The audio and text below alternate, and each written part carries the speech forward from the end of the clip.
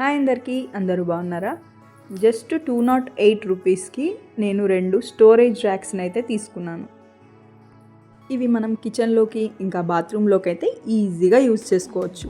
ఇవైతే నేను మీషో నుంచి అయితే పర్చేస్ చేశాను, కానీ చాలా అంటే చాలా స్ట్రాంగ్గా వచ్చాయి. 208 రూపీస్ అంటే అసలు నమ్మేటట్టుగా కూడా లేవు. ఇది కాంబో ఆఫర్లో వచ్చాయన్నమాట, అందుకే చూసి చెక్ చేసి కొనుక్కున్నాను.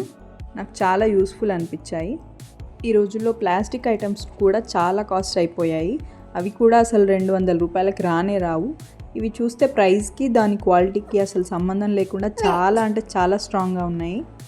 ఈ స్టోరేజ్ అయితే ఫిక్స్ చేసుకోవడానికి మనకి ఇలా 2 గమ్తో ఉన్న స్టిక్కర్స్ అయితే వస్తాయి.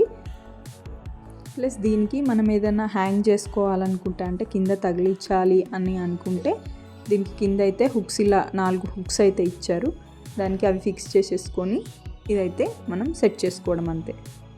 దాంతోపాటు మనకైతే స్క్రూస్ కూడా ఇచ్చారు, ఎందుకంటే టైల్స్ అయితే మనం ఆ స్టిక్కరింగ్ చేస్తే ఆగుతుంది. కాకపోతే వాల్ ఉందంటే ఖచ్చితంగా మనం ఈ స్క్రూ అయితే ఫిట్ చేసుకోవాల్సి ఉంటుంది.